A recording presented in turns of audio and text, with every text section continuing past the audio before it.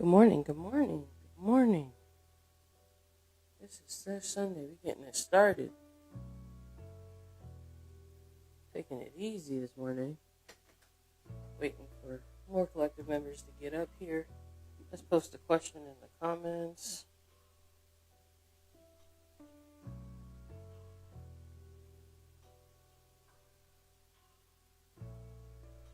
Oh, our guest is in the building. We are waiting on one more. And then we can get it going. What up?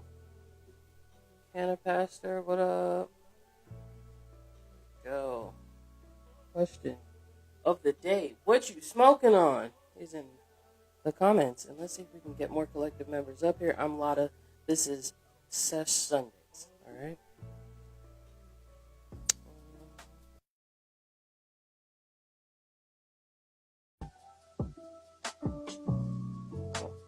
I just had to hit accept. Ooh, let's see.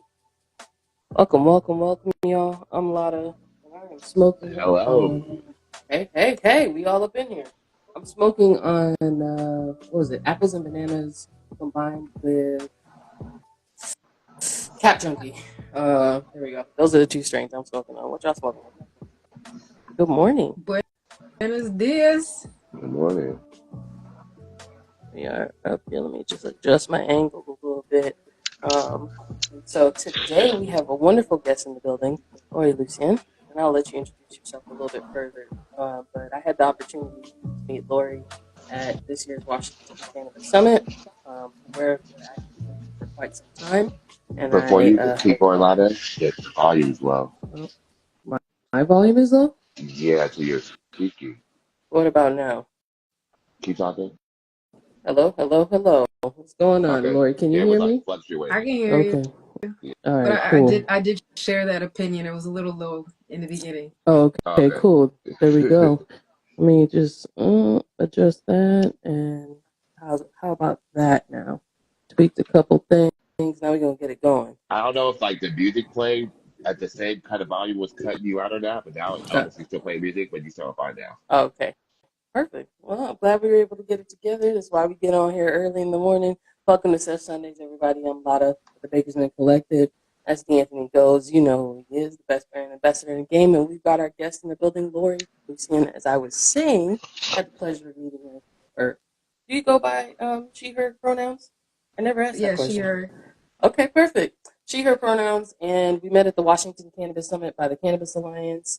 Also aware of her activism for quite some time, thanks to the Parabola Center, and we're just want to welcome you to today's show.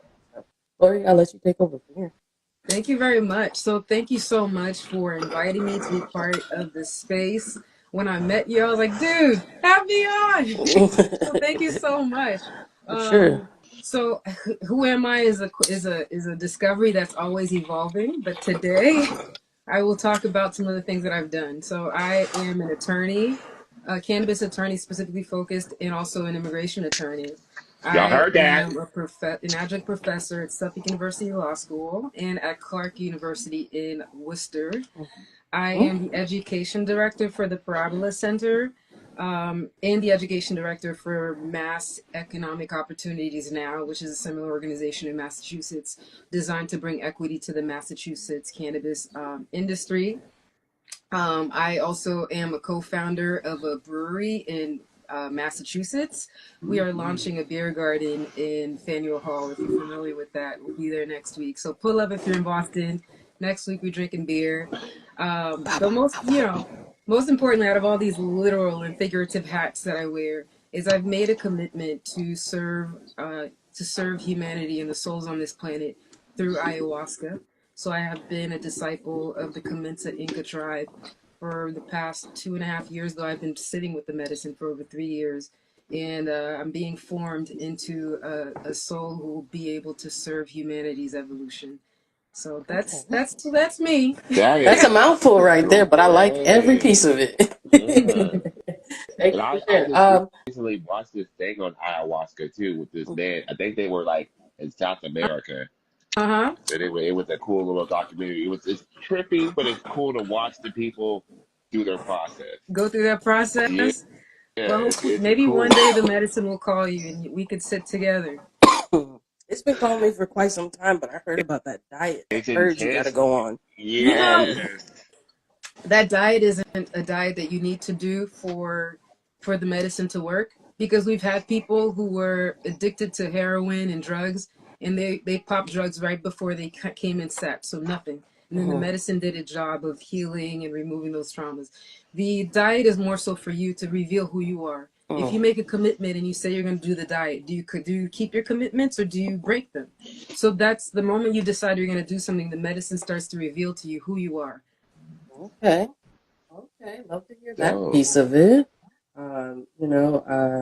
But I'm grateful to have met you in the sense of like you are learning and practicing under real shamans because there's a bit of divide in the community that I guess the community that has been doing this for eons, you know what I mean, for quite some time now, and comparative to the newfound relief and publication that is out there. And I want to touch to the native roots, okay, the Yeah. indigenous people that have always been practicing it. And so I thought I was going to have to catch a flight to Central or South No, America. no, and honestly, it's very important that you select who you're sitting with, Hmm. because there are a group of people in Colombia. They call them plumadoras. Plumadoras, it means like a somebody who wears a feather. So you know how a lot of the native, once they've attained certain levels within the tribe, they have Hmm. this feather crown that they wear. That crown is not just for adornment; it's a position. Hmm. Some people will go and they sit with ayahuasca one time, and then they self adorn, meaning Hmm. that they put themselves in a position that the spirits have not given them. Shit. Hmm. So They dissect they're that in the not documentary. Hmm. they're not real, and they do not have the training to protect you as Hmm. you're supposed to be protected, and they don't have protection. When you're in this realm, our ancestral pyramid, meeting all the ancestors who no longer have bodies, are in that room with us, Hmm. protecting and moving energy. If you don't have that protection, you're leading people into a place where you have no business leading them. But that's also part of that soul's evolution and journey, and they will learn. So it's no Hmm. judgment, just really bringing to light the fears and concerns of like sitting with the plumadora. Hmm. Just awareness. Awareness, yeah. Be mindful of who you sit with. Do some research. And that's in everything. Okay, let's dive in. We put together some questions to talk to you about today. And hopefully, with all your various areas of expertise, you can shed some light on maybe what we're experiencing a little bit here in Washington. Definitely touch on what you're experiencing over there in Boston, Massachusetts, and cannabis industry wise. And then maybe let's step out a bit and look at what's happening here in this nation. And that's your larger hat, if you will. Okay. So, as a legal expert, how do you interpret the Washington State Liquor and Cannabis Board's proposed rule change to accept federal immigration residency cards, aka green cards, as a valid ID for cannabis purchases?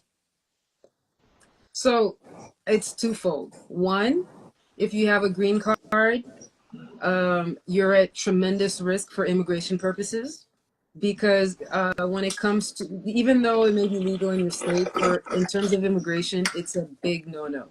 So when you say you want to become a citizen, when it comes time for you to apply for citizenship, you have to be able to honestly say that you have not consumed cannabis. So you the use of cannabis is a big factor in preventing you from accessing green cards and from renewing your green card and from getting What? citizenship. So I think on one end it's great to allow people to access the space. On another end, how's that being tracked? Can ICE get access to your swiping record? You know, when you enter those spaces, to me that's very concerning. If I had a green card right now, I would stay away from the regulated market if they're tracking people who go into those spaces, if that makes sense. I'm not Yeah. telling you to break the law, but I'm telling you, complying with the law, especially when they have to swipe your ID, keep a record. If ICE Hmm. decides, I'm going to ask the state to deliver the record of every human being who's entered your space, and they're finding green card holders, that might prevent you from renewing. and might prevent you from accessing citizenship. Oof. Wow. See, this is why I needed to ask that question, because we're going through the rulemaking process right now, and that's what one of the rules that they are trying to change. And at first, they were going to accept global entry cards, and I thought, okay, that makes sense to me. That's another verified form of identification. And then I saw green cards, and I kind of got fractured. As a bud tender, I have helped individuals that English isn't their first language at all, and so unaware of your immigration status, and I don't care. I just want to serve what you're looking for in Right. this environment, right? And so, if identification was a barrier, I want it easier for you to get what you're looking for.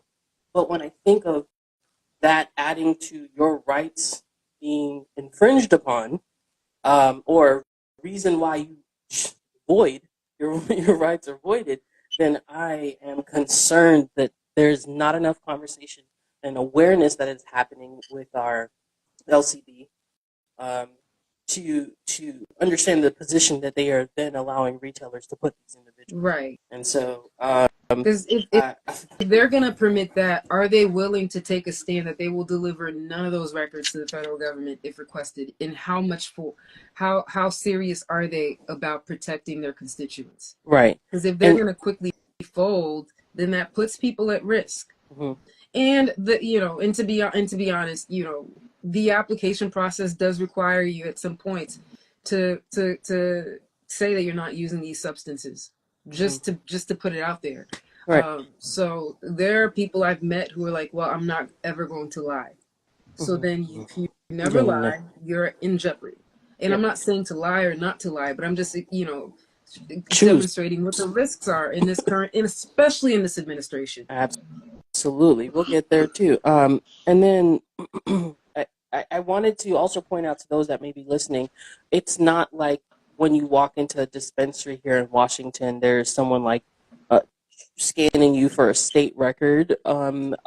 There is scanners that stores buy to check validity, and I have not seen a record of that or heard of a record of that being uploaded anywhere within the system. It is to ensure that we comply with the age restriction of cannabis, so 21 and up. So I just want to point that out there. However, now if you went so far as to get a medical card so that you could save a discount on your the 37% excise tax, or increase the limits that you were purchasing at the time, that if that is a registry that is with the Department of Health in this state. The LCB does have access to that because we changed the rules to make sure that excise tax was possible. So these are some concerns that you should be considering if you've gone that far. It's the same in Massachusetts. The medical program is monitored. There is a record of everyone who has a medical card, so they can ensure that you're complying with the purchase limits.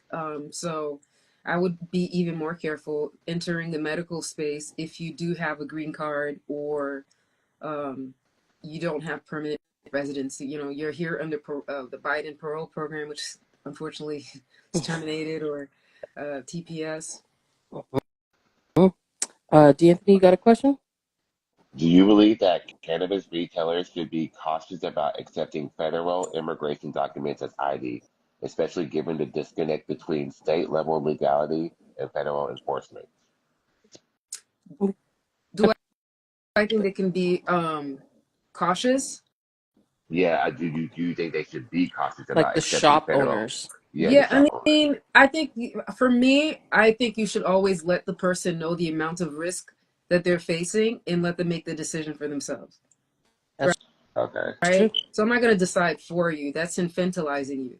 But if you're willing to take the risk and say, you know what, I'm cool with it, by all means. Okay. I mean, that's real. That's some Right? good legal advice. The only, I think maybe you could put information about immigration in your dispensaries right before they enter and say, look, this is where we are. Look at your administration. Shop at your own risk. Do you think that Yes. if they did that, it would scare people away though? If it does, then it's working. Okay. You can, I mean, you can share, right? You don't have to be the person purchasing. Send your friend. Yeah. Listen, Right. that's always been the way it was in the game. Yeah. You know, whoever got to Right. connect, I'm gonna send you the funds. I'm Right. gonna give you my shit. We link up. It's a Yeah. sesh. We Mm-hmm. here. Yeah. Send your friend in there. You don't have to go and Risk. go even take that risk. And I don't know. I just feel like with the way ICE is just positioning itself in different spaces, Mm. you never know that they might start targeting these dispensaries to see who's going in and out. You Mm-hmm. don't want to be one of those people who gets caught like that. Oh my Absolutely. And they are God. here in Washington. They are here in a lot of places. But Right. please believe, Right. uh, forecast is cold and icy in a Right. lot of places. Yeah. Yeah. Unfortunately. All right. So now we're going to go a little bit bigger in the sense of with the recent exclusion of 19 countries by the current administration, what concerns do you have about federal immigration policy? About how federal immigration policy is impacting daily life for immigrant residents in the U.S. It's definitely increased their stress level. People can't sleep. I have a family member who has c- complete anxiety, producing unwellness within the body. It's not a great situation for anyone. Um, and targeting those countries. And then I like to go back into history and see how the US and the world powers are complicit in destabilizing these countries and Absolutely. then laughing in our faces when we need help. Mm, Like it's like setting your house on fire and then laughing at you when you ask for water. absolutely. So it's completely ridiculous, but it's part of this, it's part of the process. And from a spiritual perspective, I think it's causing us to get to the point where we have to, where it might make us not trust that there's a divine force. Like, how could a God allow this to happen? Mhm. And it's our test to choose to know that there is a divine being who's working, and to surrender to that will, and to surrender to the divine, and ask it to support us in this time. It's a very pivotal point spiritually, immigration wise. It's a big time in our evolution as a human population. But Mhm. I just hope that people choose this time to go inside and ask the divine force that created the entire universe to show them how to find peace within. Because once Okay. you've transcended the world, what are you afraid of? Deportation, death? None of that is no longer a source of fear anymore. Mhm. Mhm. Like so, I mean, that's advice to managing your daily stress right now Yeah, because there's something new on the news every day, every absolutely. hour, right? And Mm. you need to like um, a lot of the time stop looking outside for comfort. Mm-hmm. Like, the comfort is internal, It's right? within. That, and I mean, I think externally we as people that live within this country need to look at how we are going to operate within this system going forward. I mean, we've been talking about it and fighting about it for a bunch of years here. You know what I mean? But like truly, we are at that point where it's like one group first, and then they go back to their usual game in this country. And so like a choice of to stay um, and endure, stay and fight. You know, strategize, come up with a whole new little game plan. That Exactly. really, that's where we are as a people, and I really appreciate some of your stewardship uh, for individuals. Thank you. No, absolutely. I think that once we realize that the power is not only it's within us, but once we've discovered it within us, we have the power to help each other. We Facts. we it's remember, no matter if no matter the fact that the in the Constitution we weren't included, but there were some truth in there, which Mhm. is we the people give the government the power. It's we the people. Without us, there is no government. So once we start to remember this and stop giving them, oh my God, the government can come and do this. The moment we decide to, we're not listening to them anymore. What power do they have? So the first step is discovering the power within us, and then connecting within our communities to see how we can empower each other. All right. Mm-hmm. Listen. Oh my goodness! I watched some videos recently, and it frustrated me. One frustrated me, and one showed me power. So the one that showed me power, let's start there. They were shaming these ICE agents. You know what I mean? Like literally shame, shame, shame, and with force backing these individuals up because as a community, we've decided that this ain't cool anymore. Right. And I was like, oh, let's go. And then one where it frustrated me because this person whipped out their camera to record what was happening, but is well aware of enough details to take action right now, and it is not. And this woman, while her lawyer went to, like, she was, Oh I think, an yeah, asylum seeker in court, yeah. and her lawyer went to the The restroom, and bathroom. the agents came and took her, Yeah, yeah. um, and he's recording, so it happens, but he doesn't go and kick in the restroom. Forget gender politics or any of that stuff. Hey, your client's being dragged up out of here. I see what's going on. He's just recording and talking until this lady begins to pass out. And yes, he's requesting medical aid. He's saying all these things, but doing nothing. Doing nothing. And that is not who we need to be. DeAnthony, you yourself have been in that situation, capturing stuff happening Oh and yeah, doing what you could, yeah. recently. And it's like in the moment, I'm not sure what goes through your head, but I've seen you jump into action so many different times in the moment. Like you And it's have the crazy power. because in those situations, like that person definitely could have done more because they were right there recording. But it's Hmm. like in that situation, in my situation, people were like, "You should have did this, you should have did that." First of all, there was nothing I could do with the situation I was in because I wasn't walking. You know what I mean? I was Hmm. in a vehicle, so it was like I could only do that. Hmm. Yeah. And but that And you got know, go. we have different stress responses. Some people, their bodies freeze, and Hmm. all they could do is record, and they're in this like loop of just. Some people fawn. Some people can take action and fight. So we all have different nervous systems, and Hmm. perhaps in that moment, the highest action that person had the capacity to take was recorded. Right. That's real. That's Yeah, real. Everybody has a role to play. yeah. Mm-hmm. I was there in my CPR class too. Yo, Yeah.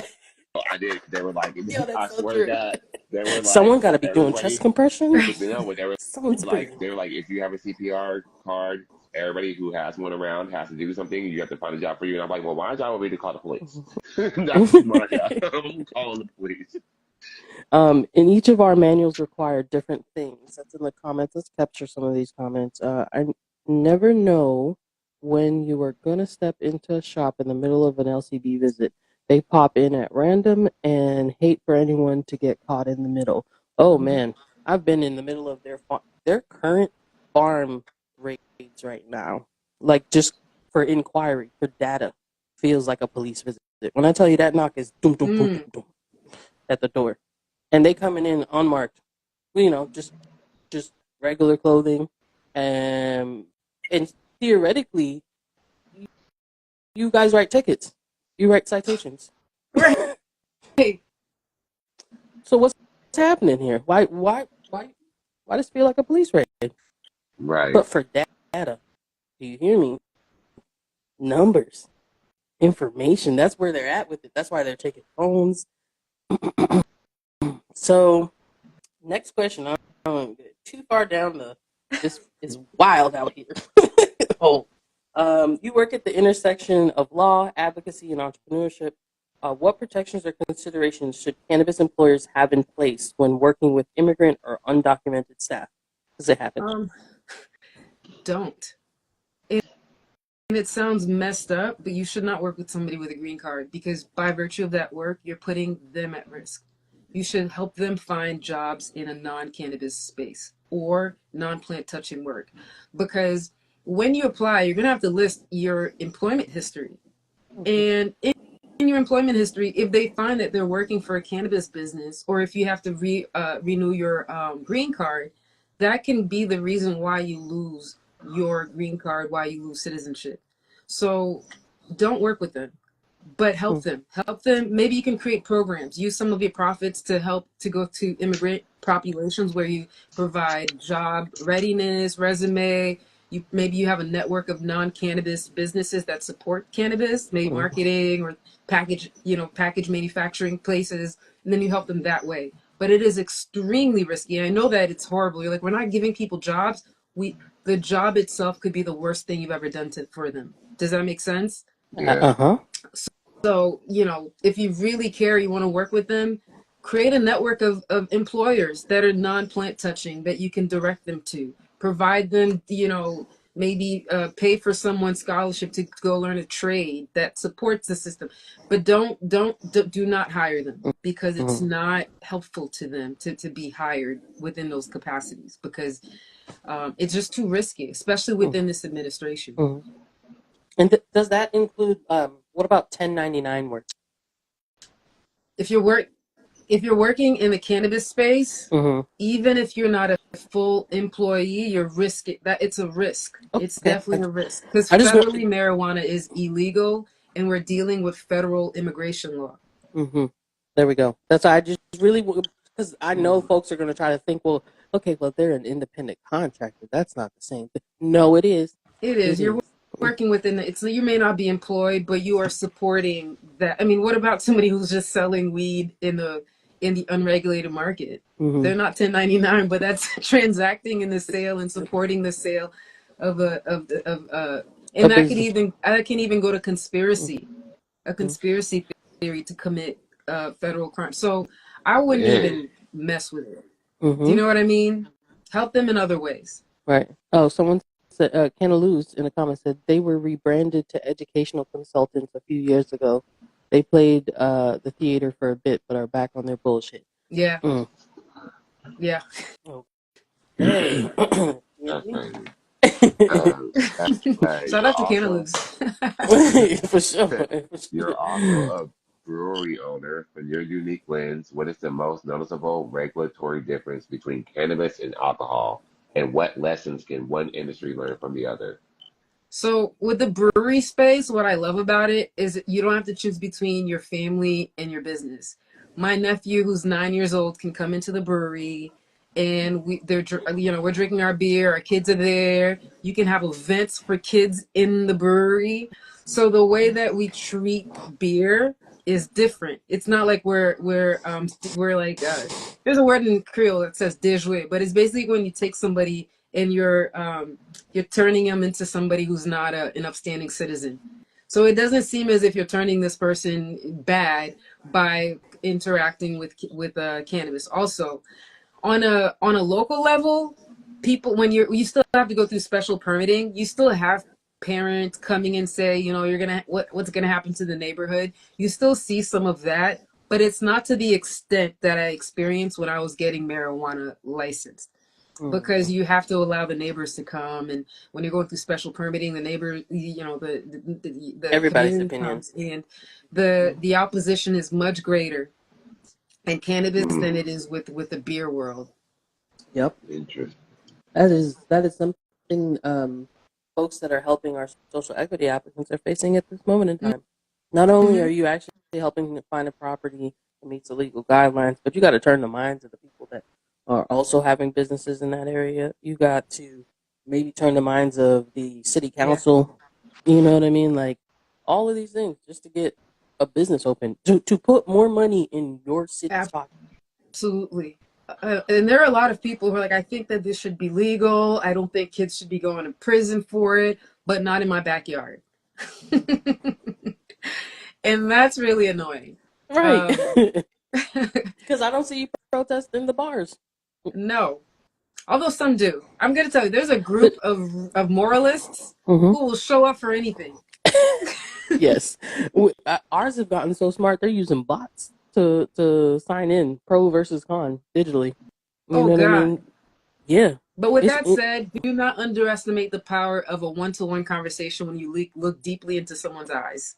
Because we have converted some of our greatest opponents. But, God gave me charm, so I ain't gonna front like, that's like I ain't out here, maybe I will say this, it's a gift of mine, but but like you go and you have to charm them, and you don't charm them with lies. You charm them by meeting them where they're at, acknowledging their fears, because all it is fear. I'm afraid that it's going to attract criminals. I'm afraid that kids are going to be hooked to marijuana. I'm like, kids, I've said this before. Kids don't have enough money to buy the weed that we sell. Why would we target them? And they can't get in They'd be there. broke They as hell. can't. And then No, about but it bringing Even about 20 it somethings bringing. don't got enough money. We are going for the 40 and up. Are you you paying know, But even in attention? Who saying got that it's going to bring disposable income? criminals, there are already criminals out here. there are already criminals out Every here. time you Part park your one. car, they're going to bring a Part criminal. two, it actually reduces criminality because of the extreme amount of surveillance. We need cameras, lights. Criminals like to go to places that are easy to target. They're not going to go someplace where there's like big lights pointing at them, lots of cameras. To break into one of these places, you're looking at an alarm system that's pretty sophisticated. So it actually reduces the crime rate when these businesses go into communities. Right. And I mean, on the flip side of when it happens, only people that suffer is the business owner. They were Yeah. stealing my stuff. That's Okay, they were true. coming. They. I've got to replace walls. And Glass. sometimes they don't even get the good weed. Right. Like so. Right. Yeah. You just explain the truth of what it looks like. Also, because you're the expert. They do not know what it is to be a business owner in this No. industry, or an employee, or an advocate. So share that perspective. Absolutely. Absolutely. But it's tough. It's tough. DeAnthony, can you read through the comments to see what folks are saying? So let me see. Illusion is a risk for car loans, home loans, banking, residency, citizenship. Thank you for the lesson. That girl Jamie, I agree too, said I just want to sample. I just want to sample the nuts like they sample the wine and beer runs all year long. I Agreed. do too. I do Agreed. too. And we can. Hannah Lewis also said it's a whole campaign to bring the neighbors more traffic. We're going to do it, but the lift for Canada business is wild. Amen. ID scan and replace ATMs Mm-hmm. from Yep. Ashton Taylor B. Right. And replacing ATMs is interesting because of, like, it gives you a address.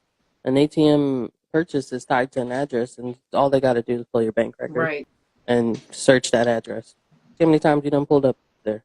You know what I mean? That's quick math. These folks. It's the only ATM closest to my house. You professional right there, okay? So cannabis is starting to appear in academic programs and curriculum across the country. In your view, what is the value of formally studying cannabis in an academic setting, and what should that education prioritize?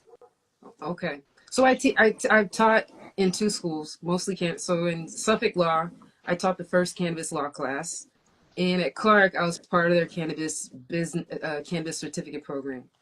So it depends on what. The reason why I decided to teach this law school course is because I was tired of being the only attorney, like one of the very few attorneys who are versed in cannabis law and regulation and policy. And so I think it's important for attorneys going into that space to fully understand that the different pieces that are at play when it comes to cannabis, because cannabis is not just regulate the how to get a license, but how does intellectual property law intersect with that? What about the contracts needed? Creating operating agreements that are being mindful of the regulatory restraints with ownership requirements. So it's very complicated, but most importantly, I spent a lot of time going over the history of prohibition because it's important to understand because by doing that, I try to remove any bias that you might have had in your mind about this plant. Because the government, the American Medical Association, they did a really great job at discrediting the power of the cannabis plant. And I feel like it's important in any educational program to reinstate marijuana in her sacred position and to tell the truth about her. So no matter what the program is, it's not. I don't think it's a complete course unless you're putting the history of prohibition in there, so that folks can understand that this was an actual war. 100%. And I mean, to double down on that, our propaganda, our message shift was so effective, it affected other nations, Yeah. other countries. It was that good. People Absolutely. that had been growing it just grows in fields without any effort in tending. Okay? Please understand that. That's how good we were at it. And so I think to combat that, we have to be even more loud about the truth about this plant. That's why we're here meeting on Instagram. You know, Absolutely. the goal is to just have people find us. Wherever you're at, find the truth. Wake Yeah. up, because maybe this awakening will help you see everything else from a different lens. Yeah. And not to say gateway, but I want this to be a pathway to legitimize other plant medicines as well. Because they're all being lumped in. I want peyote, I want ayahuasca, which I want San Pedro. I want all the plants to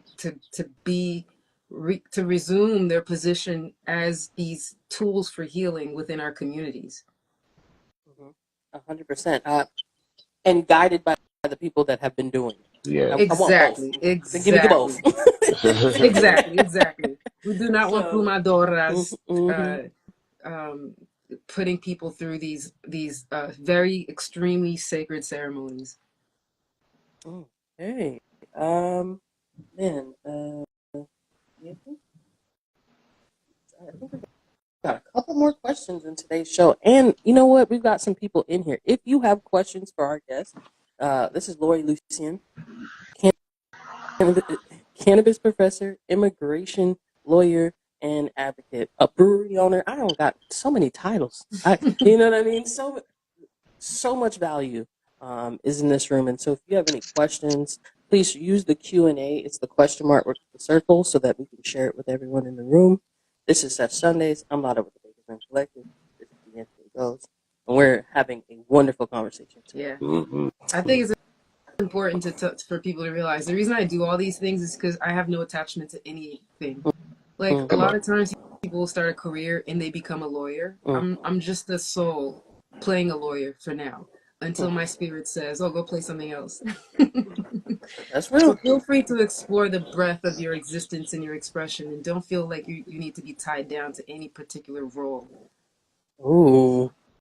When I look at my resume, I can only say I agree. Okay, Let's go. Banker, banker to customer service Let's go. to veterinary professional to here I am talking to you and in the cannabis industry. You know what I And then mean? in like 5 years, who knows? Who Who knows where knows? your soul will take you? How beautiful.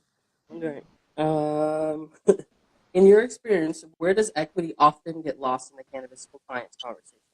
And how can we realign those discussions to center vulnerable communities?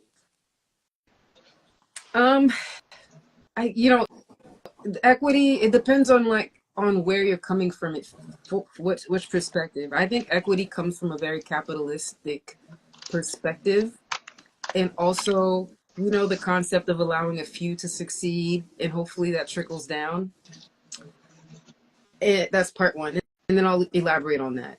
So I think that cannabis equity has done a big job at only focusing on providing a small group of people access to licenses, but not really fixing the environment that will enable them to actually be successful. So that's the big issue for me then. So that's part one. Part two, my biggest issue is that our entire regulatory system only focuses on businesses, but doesn't really address the fact that people are leaving jail with lots of interest on debts that they had before going in. Any professional licenses they had when they went to jail no longer valid. So they come out, no place to live, sometimes no place to live, no clothes, no food, nothing. But all we want to do is give people an opportunity to go make money and become black capitalists. And think that by allowing them to consume the fruits of the oppressor, they're then going to trickle that back to us instead of them becoming just like those who are oppressing us.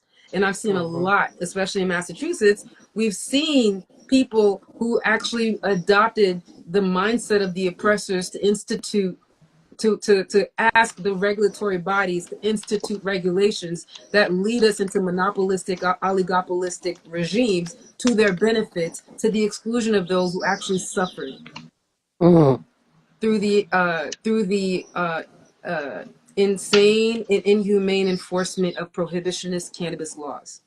So that's also my biggest issue. Inequity, which black people and brown people are getting these statuses? if you look at the ones who are successful, they're often the ones who are like a lawyer, like me, who never sold in a gram of weed in the illicit market. So they create these systems for people who are actually able to benefit from the system to succeed, and it's only a few who are going to succeed. Yep. That's Come the people on. that are writing the That's the policy. Let's be clear. people writing the The policies. and then hoping to benefit from what these policies say, not necessarily in shop ownership or anything like that. Please understand, they are getting their check from consulting. Yeah. So I guess be wary of be aware of who you're interacting with and supporting, Yeah. Exactly. and how it really goes down.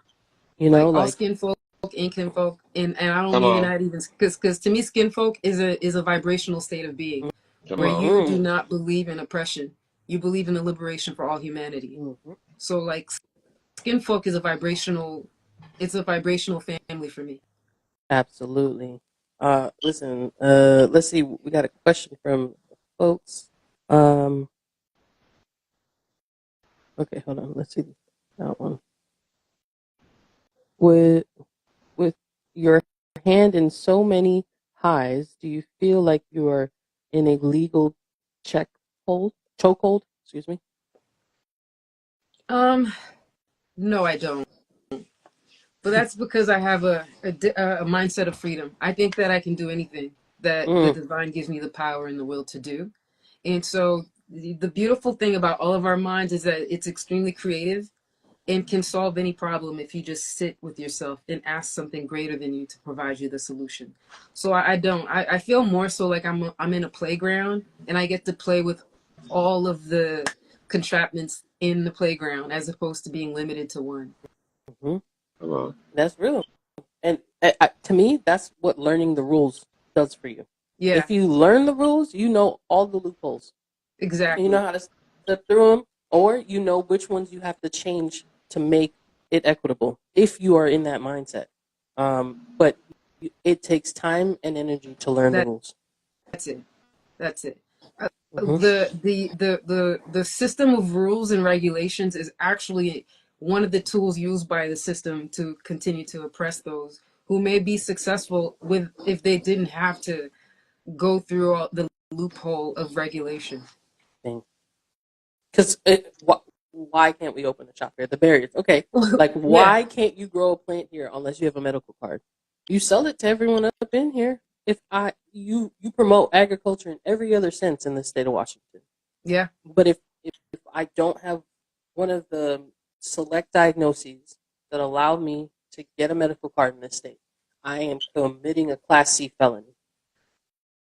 It's What? extremely ridiculous. It's And wild. also, as someone who is studying indigenous practices, I know that if I'm ill, I can go within myself and it'll tell me exactly what's wrong with me and tell me how to fix it. I don't need a doctor outside of myself to tell me how to fix myself. It's because we've disconnected ourselves from our indigenous roots, our indigenous knowledge, and now we're forced to go outside of ourselves to an expert Mm-hmm. who doesn't even understand the concept of a soul. So Mm-hmm. to me, it sounds a little shady, but I don't I don't go to a doctor when I feel sick. That's not the first thing I do. I sit in meditation and I ask the divine what is going on. And then after I've gotten that, I'll go to a doctor and see if it aligns. Mm-hmm. Sometimes spirit will say, go, you need to go to a doctor. Sometimes spirit says, no, go drink this tea. Mm-hmm. So That's true. I'm not anti-Western medicine. I just think that we can't, it's just silly. And the fact that I know for a fact that the American Medical Association hijacked medicine Mm-hmm. in 1910 because they were losing so many people. By losing, I mean they were losing customers. Mm-hmm. See, I don't call them patients. They were losing customers to traditional indigenous practitioners. And so they needed a way to create a monopoly. So they then sent this man, Abraham Flexner, to draft a document and do the survey that resulted in the medical system we have today. So do I respect it? Yes, but really, no. Because you can't tell me what's wrong with me. I tell myself this is how what imbalance is. And the I Mm-hmm. is the I am that's within all of us. Mm-hmm. And you really have to understand if you've ever dealt with like a healing parent or something like that, family member, sometimes when they go to treat one thing, the side effects impact other things. That shows you right there that they're not treating the whole you. That this medication it's so simple in its formation that it Yeah, cannot treat you holistically. they cannot. I mean, you can graduate from medical school without taking a nutrition class That's and crazy. without really knowing what the endocannabinoid system is. Yeah, that's wild. Mm-hmm. You know, and again, it's no shade. I respect The, medicine. I was a scientist before I went to law school. I was studying I was doing cancer research at Mass General's Cancer Center. I'm not anti science. I'm not one of those. mm-hmm. But I just need people to know. I just need them to know the limitations of their own knowledge. Yep. Gotta go back to those that lived before us. You know what I mean? Exactly. Ken Exactly. Kenaloo said, Trump admin announced this morning that they're planning to strip states' medical cannabis protections in a move in 2026. Here we go. Here we go. You know, when I looked at that, I'm like, okay, that's really ridiculous, and it's more performative because all They these gonna sue states, you. especially within the recreational space, we've been operating with no protection from the feds. What are you gonna do? Shut down? You don't have the resources, and it just doesn't make sense. Plus, there are people in the Trump administration who invested in cannabis. I mean, I mean, what we're seeing with Elon, it's not like he's loyal to anybody, No, but I just don't think it's mess with my money. performative. Honestly, we weren't worried about federal laws to begin with. So what's the little removal of protection going to do? Yeah, It you thought yeah I gave a crap? The industry been running since before you yeah legalized it. Y'all are tripping. The people that are fearful are those that haven't been here before. Y'all are new. It ain't true. You know what I mean? Um, and I had that experience when I was in conversation with people. I was like, I find weed wherever I go. yeah It's like, well, not all of us can be cool like you. I was like, well, that was the point. You, you shouldn't have access in the first place. You know what exactly I'm exactly. saying? Like, No, this is but true. Everywhere you go, every country, every city, I can get my hands on some weed. mm-hmm, you just got to be friendly. Yeah, You know what I mean? Speak the language, and that means you have to change. That means you have to adapt, and that is yes, not something many people are willing to go within themselves to do. right, right. But then, yeah, but we definitely all have to. This is why education is even more important at this time because if this is a step that's taken, I can understand that propaganda may restart to become at an all-time Mhm. high. We're already seeing weird things coming out about cannabis and its impacts. Um, so we the community have to educate and be the examples of people who consume ethically, Mhm. consciously. With that said, I am practicing to become a shaman. We call it's not a shaman, and it's a mama in Colombia. But all of these plants are spiritual beings, and you use them with permission. And I do, and I would be remiss if I didn't say that within our industry, we are not using. A lot of us don't use cannabis sacredly. We don't ask her for permission before we use her. We also use her to circumvent facing life, as opposed to using her to help us address key issues in our lives so we can move forward. Mhm. So when you're consuming, why are you smoking? Are you trying to escape the realities of your life? If so, you're not using her well, Mhm. and your will is no longer under the protection of the plant. Mhm. So I'll leave it at that because I can go deep and it can get a little scary for folks if I go further. But I'm just here know with that you you. must get permission and Mhm. you must use her consciously and ethically. Otherwise, you're not going to have the protection of the plant. Mhm. I know several people that talk to her as they're rolling up, Yes, sending their prayers. You know what I mean before they spark it. It's a spiritual practice in it's their a spiritual day. practice. Even tobacco is a very sacred plant. Say that. And before we smoke a cigar, you pray, you ask it for permission. May I use you? And then you ask it what it needs. If you're gonna have a tobacco is used for communication, to Mhm. facilitate communication. So you ask it whatever you need it to do for you, and then you smoke, you use it. Mhm. But it must all be done with it must all be done sacred. And also The industry, the cannabis industry, is not being ran by ethical people. Oof. There are people who have, and I've said this before. This is no shade to people who are in sex work, but they are putting her on a pole and asking her to dance, and she don't dance for people. She's a sacred healer, and so the people who are actually making the billions off the industry, who are actually going to be hurt if the industry falls apart, they're not people who look like us, for the most part, the vast majority of them. So there's also something to say where there is not as much protection of the industry spiritually because the industry itself has not protected the plant as it should be. 100%. Listen, with that, let's slide into the final question. And again, I'm Lotta with the Bakersman Collective. This is Laury Lucien, and we have the Goals. And this is Sesh Sunday. Thank y'all for tuning in. As someone who's both been directly impacted by policy and actively shaping it, what gives you hope right now about where this country or this industry is headed? What gives me hope is the human is the human beings that I've come across within Hold the on. industry and the spirit of these people for seeking truth and living by truth. Despite what's happening in the world, we're seeing people who are waking up to the fact that there's a lot of injustice within the industry and in the world in general. And Yep. these people are deciding to use their voices, use whatever they can to help other people, and that gives me tremendous hope for the future.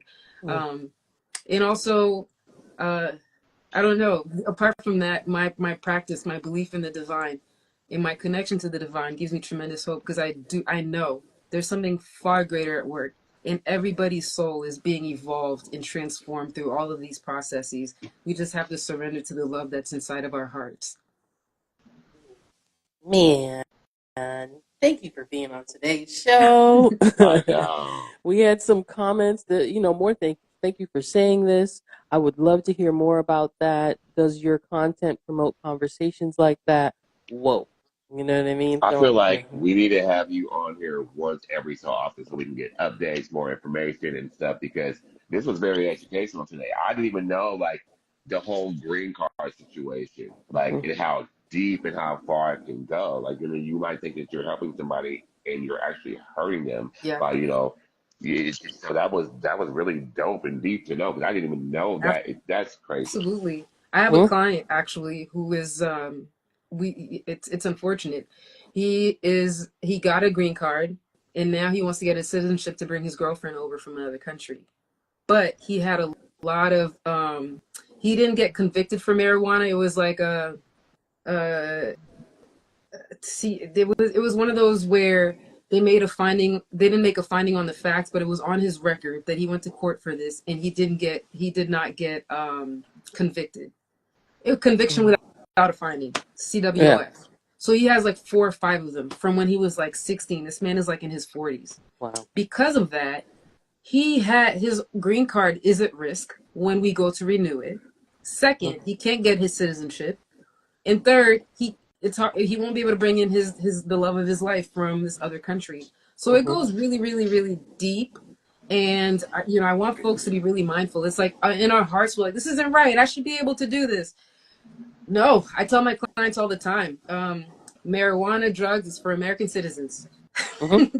Crimes for American citizens. You can commit your crimes after. Once you Yeah. become a citizen, that is so real. I mean, my mom just got her citizenship last year, and this is my thing. You should get to know the people around you because you don't know what story they're carrying within them that they don't readily share. Right? Yeah, All of my life, without knowing it, my mom didn't have her citizenship, so there is a fear there that remained that was never expressed to me. Right? But I right. once I found out about the problem, it was something that her child, could solve, right? Yeah. And so Yeah, we took the absolutely. steps, but to take those steps, um, again, journeys of facing self, and now, now you're like fighting with the country, like that's my mom, like I want her to have Right. citizenship, but still, it took almost 10 years after that point Wow. for her to get that citizenship, right? She got her residency, and then you have to wait and continue. Don't And talk and about it. this is this is the. I'm sorry. I said, that's what I'm talking about. Why people be dating other countries. But this is the thing, like, you have to, one, prove that you are a good enough citizen to support someone gaining access to this country, and they have to remain clean completely. On top of that, without getting any kickback, pay You have taxes, to pay your taxes. That's a big one. right? And so now you're committing to do that for decades. You know what I mean? 30 years Yeah. before getting the payoff. But then once you got that citizenship, it came with the benefits that they're slowly stripping away. So then how, like, you know what I mean? This is a person in their 70s. How are you looking at this country now? And that's the grief that you need to contemplate they're experiencing and look out and offer support. Absolutely. Absolutely.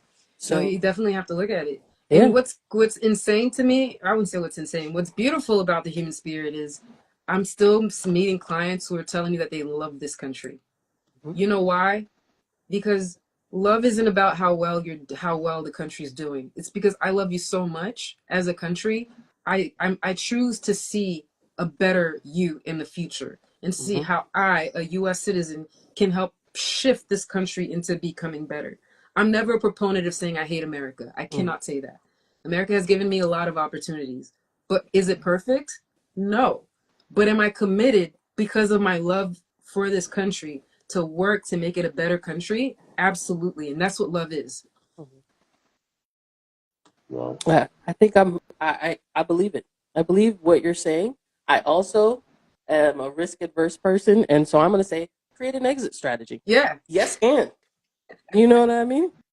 Have a backup plan in case it But you don't know, quite work wherever out. you go, there you are. Because it's not just America. It's the system of oppression that exists everywhere.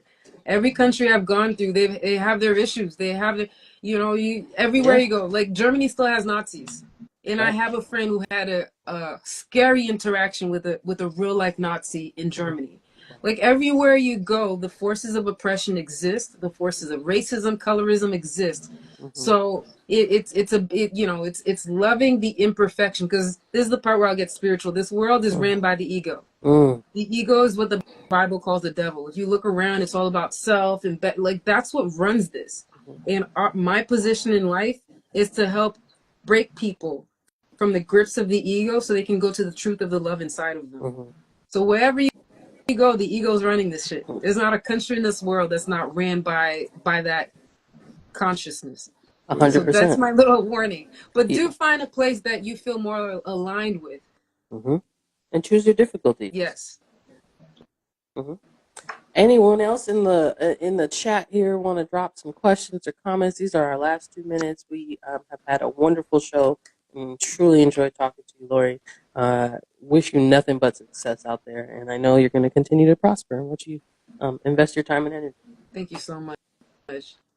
No, I'm very grateful for this opportunity to be here, to share a space with you and some good vibes. This was really great. We need you back.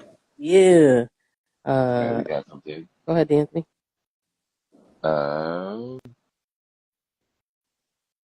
Also, too, worked in retail and heard from customers they just moved here for weed. Cool, Carl. But what about your neighbors in Kansas? Water where you're planted. Exactly. Exactly.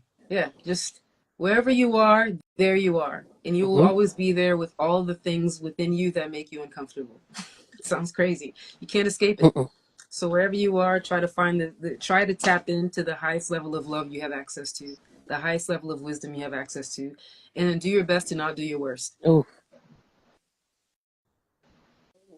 And it's been a great show. Thank y'all for tuning in to Sesh Sundays. We're going to get up out of here. Y'all stay baked.